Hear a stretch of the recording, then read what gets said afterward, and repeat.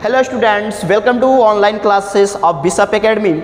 Students, today I am going to discuss about the fundamental unit of life topics today, shape and size of the cell. Students, आज हम cell के shape and size के बारे में देखेंगे। पिछले video में हमने सेल के इंट्रोडक्शन के बारे में पढ़ा था, सेल क्या होता है, सेल की डिस्कवरी किसने किया है, उससे जो रिलेटेड साइंटिस्ट है इसके बारे में, यूनिसेलुलर मल्टीसेलुलर के बारे में पढ़ा था। आज हम सेल की साइज और शेप के बारे में पढ़ने वाले हैं। तो students, let's start shape and size of cells. Shape and size of cells very but all of this are ultimately determined by the specific function. यानी कि सेल की क्या होती है, साइज होती है, डिफरेंट होता है, उसकी शेप डिफरेंट होती है और सबका जो फंक्शन होता है वो अल्टीमेटली यानी अलग अलग होता है। जिस शेप का सेल होता है वो अलग अलग फंक्शन परफॉर्म करते हैं। Some cells can change their shape. कुछ सेल ऐसे होते हैं जो अपने शेप को चेंज कर सकते हैं, जैसे कि amoeba, WBC, but plants and animals have almost fix shape. यानी कि जो प्लांट और एनिमल के अंदर जो सेल पाया जाता है उसकी जो लगभग ऑलमोस्ट उसकी जो शेप होती है वो फिक्स होता है। सबसे स्मॉलेस्ट सेल जो होता है वो PPLO, प्लूरो लिमोनिया लाइक ऑर्गेनिज्म, यानी ये माइकोप्लाज्मा भी इसे कह सकते हैं। माइकोप्लाज्मा जो होता है सबसे छोटा सेल माना जाता है। लार्जेस्ट सेल माना जाता है ऑस्ट्रिच एग, यानी ऑस्ट्रिच एग यानी कि जो लगभग 16 to 18 सेंटीमीटर का होता है। ऑस्ट्रिच एग शुतुरमुर्ग का अंड को सबसे लंबा सेल सबसे बड़ा सेल माना जाता है। लॉन्गेस्ट एनिमल सेल्स जो है वो नर्व सेल को माना जाता है। सबसे लंबा सेल जो माना जाता है नर्व सेल को, लगभग ये 1 मीटर ऑब्जर्वेशन किया गया है जिराफ के नेक में। ए माइक्रोमीटर्स और micron is 1000 of a millimetre, यानी कि 1 micrometre equal to 1000 of millimetre के बराबर होता है। यहाँ पे कुछ दिखाया गया रेड सेल्स के बारे में, मसल सेल्स के बारे में, यहाँ पे दिखाया गया गार्ड सेल के बारे में जो स्टोमेटा के अंदर पाया जाता है। ये नर्व सेल है, ठीक है। तो इस तरह से कई सारे सेल की फिगर भी यहाँ पे दिखाई गई है। और सेल जो होता है डिफरेंट अल्टीमेटली शेप के होते हैं, star shape, rod shape, spherical shapes, यानी कि उनका जो फंक्शन होता है अलग अलग होता है, स्पेसिफिक फंक्शन होता है उनका। और जो साइज़ होती है वो सबसे छोटा साइज़ जो होता है वो किसकी होती है, PPLO की होती है। इसके अलावा सबसे लार्ज जो होता है ऑस्ट्रिच एग होता है, लॉन्गेस्ट जो होता है नर्व सेल होता है। तो ये इसको मिलीमीटर में हम कैलकुलेट करते हैं इस सेल की शेप एंड साइज़ को। स्टूडेंट्स, अब देख लेते हैं कि यूनिसेलुलर एंड मल्टीसेलुलर ऑर्गेनिज्म में क्या डिफरेंस है। यूनिसेलुलर ऑर्गेनिज्म के अंदर क्या होता है, मल्टीसेलुलर ऑर्गेनिज्म के अंदर क्या नहीं होता है, क्या होता है, इसके बारे में हम दोनों के बारे में डिफरेंस देख सकते हैं। तो यूनिसेलुलर का पहला डिफरेंस है कि made up of single cell, यानी कि यूनिसेलुलर, यूनि मतलब होता है सिंगल, वन, यानी कि इसका पहला ही डिफरेंस है कि जो यूनिसेलुलर ऑर्गेनिजम्स होते हैं वो एक ही सेल से बने होते हैं और उन्हीं एक सेल के अंदर जो भी इनकी लाइफ की प्रोसेस होती है, जो मेटाबॉलिक प्रोसेस होती है वो कंप्लीट करते हैं। जो मल्टीसेलुलर ऑर्गेनिज्म होते हैं made up of many number of cells, यानी multicellular organism made up of many number of cells, यानी उनके बॉडी के अंदर 2 या 2 से अधिक, 2 और मोर सेल पाया जाता है और उनका एक अलग अलग स्पेसिफिक फंक्शन होता है। Single cell able to perform all the life process like obtaining food, respiration, excretion, growth and reproduction, यानी हमने अभी बताया भी है स्टूडेंट कि जो यूनिसेलुलर ऑर्गेनिजम्स होते हैं वो एक ही सेल के अंदर अपनी लाइफ की सारी प्रोसेस जैसे कि food, respiration, excretion, growth, reproduction, ये सब कंप्लीट करते हैं। जबकि जो मल्टीसेलुलर ऑर्गेनिज्म होते हैं इनके अलग अलग मेटाबॉलिक प्रोसेस के लिए, अलग अलग लाइफ प्रोसेस के लिए अलग अलग सेल इन्वॉल्व होते हैं। यानी cells have a similar basic structure and similar basic life activities. Unicellular में देख सकते हैं कि can not be divided into 2 cell, unicellular की जो सेल्स होती है उन्हें 2 डिवाइड नहीं हो सकती, 2 पार्ट में डिवाइड नहीं हो सकती। They are also called a cellular organisation, और इसी बेस पे इनको हम कहते हैं ए सेलुलर ऑर्गेनाइजेशन भी कहते हैं, ऑर्गेनिजम्स भी कहते हैं। जैसे कि अमीबा, पैरामीशियम, क्लीमाइडोमोनास, इन सबको हम एग्जांपल्स में रख सकते हैं। इसमें क्या है, different shape arrange to perform different tissues, यानी कि जो मल्टीसेलुलर ऑर्गेनिज्म के अंदर डिफरेंट जो सेल होते हैं वो डिफरेंट टिश्यूज का फॉर्मेशन करते हैं। इसके बाद tissues perform organ and organ give rise organ system that perform specific function, यानी कि जो group of the tissue make organ and organs हमारे बॉडी के अंदर राइज करते हैं ऑर्गन सिस्टम, और उस ऑर्गन सिस्टम का अलग अलग फंक्शन होता है। जैसे कि प्लांट, एनिमल एंड फंगस, ये सब हमारे मल्टीसेलुलर ऑर्गेनिजम्स होते हैं। तो स्टूडेंट्स अब देख लेते हैं cell is basic unit of life, यानी कि कहा जाता है cell is the basic unit of the life, यानी कि सेल से ही, जैसे कि हम अब पिछले वीडियो में बता चुके हैं कि जैसे जो घर होती हैं, जो बिल्डिंग्स होता है वो एक ब्रिक्स से बना होता है, छोटे छोटे ब्रिक्स मिल करके इतनी बड़ी बड़ी बिल्डिंगें बनाते हैं। इसी तरह से हमारे बॉडी के अंदर जो हनीकॉम्ब लाइक स्ट्रक्चर जो सेल का होता है वो हमारे बॉडी के अंदर मिल करके हमारी बॉडी का फॉर्मेशन करता है। स्टूडेंट्स जब ये कोविड-19 ख़त्म होगा तो जब स्कूल जैसे ही ओपन होगा तो हम आपको इसका स्लाइड भी बना करके आपको दिखा देंगे माइक्रोस्कोप की सेल की स्ट्रक्चर कैसी होती है। और आई होप देखते हैं सेल बेसिक यूनिट क्या है। It performs all life function like intake of food materials, excretion, metabolism, respiration, irritability etcetera. यानी कि सेल जो होते हैं, सेल क्यों बेसिकली फंक्शन होता है, क्यों हमारे लाइफ के लिए जरूरी है, क्योंकि ये अलग अलग तरह से हमारे बॉडी के अंदर फंक्शन कंप्लीट करता है, चाहे वो एक्सक्रेशन हो, चाहे मेटाबॉलिज्म हो, चाहे वो रिस्पायरेशन हो, चाहे रिप्रोडक्शन हो। नेक्स्ट क्या है कि डिवीजन ऑफ लेबर, यानी कि सेल, इसके अंदर सेल डिवीज़न की कैपेसिटी होती है, पावर होता है। सेल की कह सकते हैं कि कार्य की क्षमता के हिसाब से वो लोग उसे अलग अलग पार्ट में डिवाइड किया गया है। दैट मीन्स कि इसका मतलब यही होता है, डिवीजन ऑफ लेबर का मतलब होता है कि सेल की कैपेसिटी वर्क के हिसाब से, उसके परफॉर्म के हिसाब से उसे अलग अलग कैटेगरीज में, अलग अलग ग्रुप में डिवाइड किया गया है। Cell usually possess a number of the components called a organelles. और सेल्स के अंदर क्या होता है, कुछ नंबर्स पाए जाते हैं, कुछ कंपोनेंट्स पाए जाते हैं, उसको हम नाम दिए हैं सेल ऑर्गेनेल्स। हम लोगों ने क्या कहते हैं, उसे सेल ऑर्गेनेल्स कहते हैं, यानी सेल साइटोप्लाज्म में जो डिसॉल्व होता है। अब देखते हैं each cell organelles perform different function, यानी हर एक सेल अलग अलग फंक्शन क्या करता है, शो करता है, परफॉर्म करता है। सेल जो होता है वो किस चीज़ों से मिलकर के बना होता है ये भी हम आगे वीडियो में बताएंगे। क्लियरिंग वेस्ट मटेरियल, यानी कि सेल हमारे बॉडी के अंदर वेस्ट मटेरियल को क्लियरिंग करता है, ठीक है। इसके लिए हमारे बॉडी के अंदर सोसाइटल बैग होता है जिसे लाइसोसोम बोलते हैं, इसके बारे में भी हम आगे बढ़ाएंगे। फिर प्रोटीन सिंथेसाइज, हमारे बॉडी के अंदर ये जो सेल होता है प्रोटीन सिंथेसाइज का काम करता है। इसके अलावा लिपिड सिंथेसाइज का भी काम करता है। तो इस तरह से देखा जाए जो सेल होते हैं या सेल ऑर्गेनेल्स जो होते हैं वो हमारे बॉडी के अंदर डिफरेंट फंक्शन को परफॉर्म करते हैं।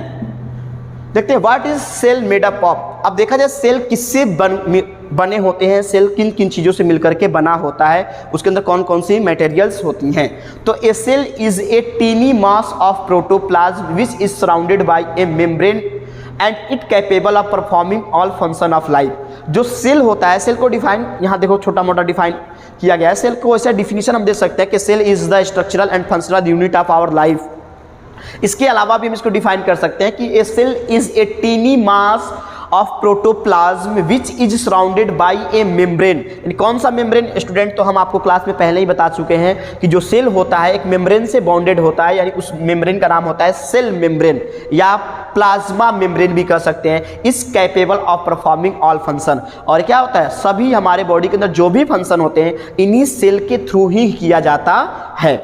ए typical cell is form of 3 parts, यानी कि सेल को देखा जाए तो सेल के अंदर मेन 3 पार्ट से सेल जो होते हैं वो मिलकर के बने होते हैं। पहला प्लाज्मा मेम्ब्रेन या सेल मेम्ब्रेन यूज कर सकते हैं। उसके बाद ये क्रिएटेड सेपरेटेड इन्वायरमेंट, यानी इन्वायरमेंट से सेल को कैसे सेपरेट करके रखता है। इसके बाद दूसरा चीज होता है न्यूक्लियस, ये हमारे पूरे सेल के परफॉर्मेंस को कंट्रोल करता है, यानी न्यूक्लियस को हम ब्रेन ऑफ द सेल भी कहते हैं। यानी ये हमारे पूरे बॉडी के अंदर जो सेल की परफॉर्मेंस होती है उसको कंट्रोल करने का काम करता है।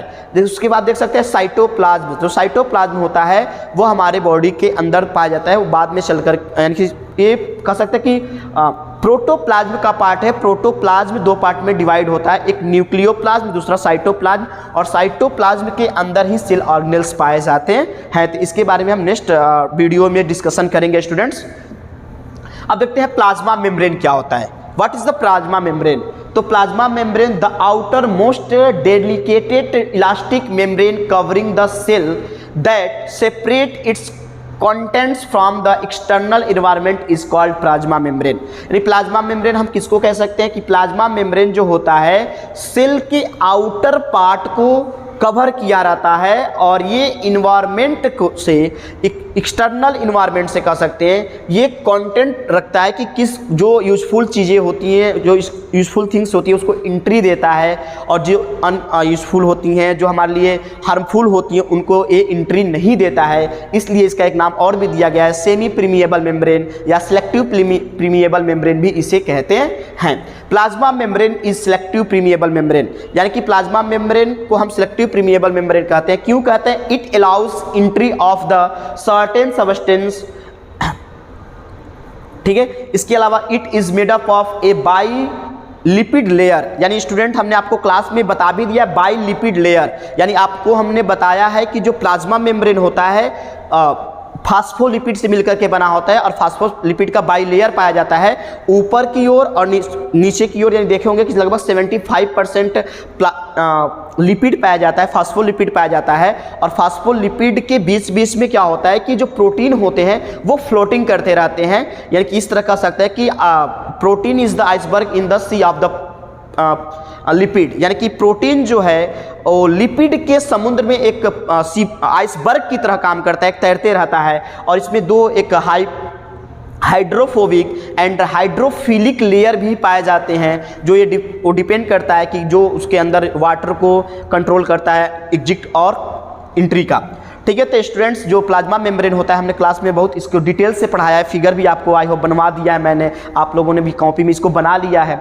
तो बाई लेयर का बना होता है और इसमें प्रोटीन भी पाए जाते हैं एराइजिंग, और इसके अलावा देखा जाए प्रोटीन या लिपिड के ऊपर एक खूंटी जैसी स्ट्रक्चर होती है, कह सकते हैं कि एक वो ग्लाइकोलिपिड का बना होता है, और ग्लाइकोलिपिड जो होता है वो उसको एनर्जेटिक रखता है, एनर्जी प्रोवाइड करने का भी काम करता है, ठीक है। अब देखते हैं स्मॉल कार्बोहाइड्रेट और attach at place to the outer surface lipid and the protein, यानी जो कार्बोहाइड्रेट है इसी को, यानी कि देखे होंगे कि लिपिड और प्रोटीन के आउटर पार्ट में एक स्मॉल अटैचमेंट होता है, वो किसका बना होता है हमने आपको बताया भी था, वो उसे हम कहते हैं ग्लाइकोलिपिड कहते हैं। और ग्लाइकोलिपिड किससे बना होता है स्टूडेंट्स? वो कार्बोहाइड्रेट से बनता है, और कार्बोहाइड्रेट का काम क्या होता है कि किसी भी ऑर्गेनल्स को क्या करना, एनर्जी प्रोवाइड करने का काम करना। जैसे कि इस एनर्जी को हम आगे पढ़ेंगे कि जो एक्टिव ट्रांसपोर्ट होता है तो उसमें एटीपी के फॉर्म में यूज किया जाता है स्टूडेंट्स। अब देखते हैं फंक्शन क्या होता है इसका। Shape to content of the cell, mechanical barrier, ये इसे मैकेनिकल बैरियर कहते हैं। और क्यों कहते हैं? क्योंकि हमने आपको क्लास में बताया है, क्योंकि ये सिलेक्ट करता है कि किस चीज़ को हमको एंट्री देनी है, किसको एंट्री नहीं देनी है। स्टूडेंट्स अगर जो हमारे बॉडी के लिए यूजफुल चीज़ें होती है उसको एंट्री मिलती है, जिसके नेम पे इसको नाम रखा गया है selectively प्रीमिएबल membrane, semi permeable membrane भी इसे कहते हैं। ये सेमी प्रीमिएबल मेम्ब्रेन भी है, ये इंडोसाइटोसिस करता है। आगे हम स्टूडेंट पढ़ाएंगे कि इंडोसाइटोसिस किसका पार्ट है और इंडोसाइटोसिस का मतलब क्या होता है। रिकग्नाइजेशन सेंटर होता है, फ्लो ऑफ द इंफॉर्मेशन, ये इन्फॉर्मेशन को भी फ्लो करता है। ऑस्मोसिस भी इसके अंदर होती है, आगे की वीडियो में मैं इसके बारे में बताऊंगा। ऑस्मोसिस, डिफ्यूजन, इन सब के इंडो ऑस्मोसिस, एक्सो ऑस्मोसिस, इन सब के बारे में भी मैं बताऊंगा। ये क्या होता है? Cell continuity modified to perform specific function absorption in microvilli, और इसके अंदर माइक्रोविलिस होती हैं जो यूजफुल चीज़ों को क्या करती हैं, एब्जॉर्वेशन का काम करती हैं। तो ये स्टूडेंट्स ये रहा आपका प्लाज्मा मेम्ब्रेन। नेक्स्ट वीडियो देख सकते हैं प्लाज्मा मेम्ब्रेन, तो यहाँ पे अब मैं भी आपको फिगर के थ्रू बता दे रहा हूँ कि स्टूडेंट्स जो ये अब आप जो ब्लू कलर देख रहे हैं यहाँ पे स्टूडेंट्स, ये है आपका लिपिड।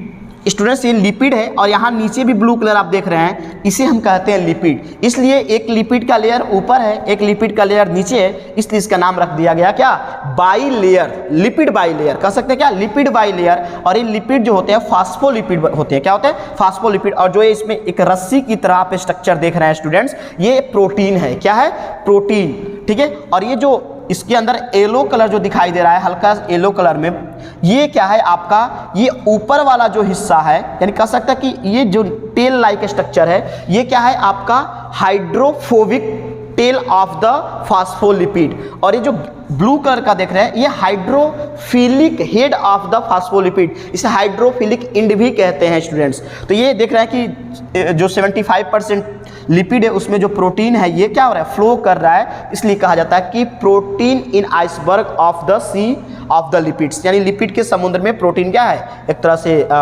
आइसबर्ग का काम कर रहा है स्टूडेंट्स। तो ये रहा आपका प्लाज्मा मेम्ब्रेन, इसे सेमी प्रीमिएबल मेम्ब्रेन भी कहते हैं।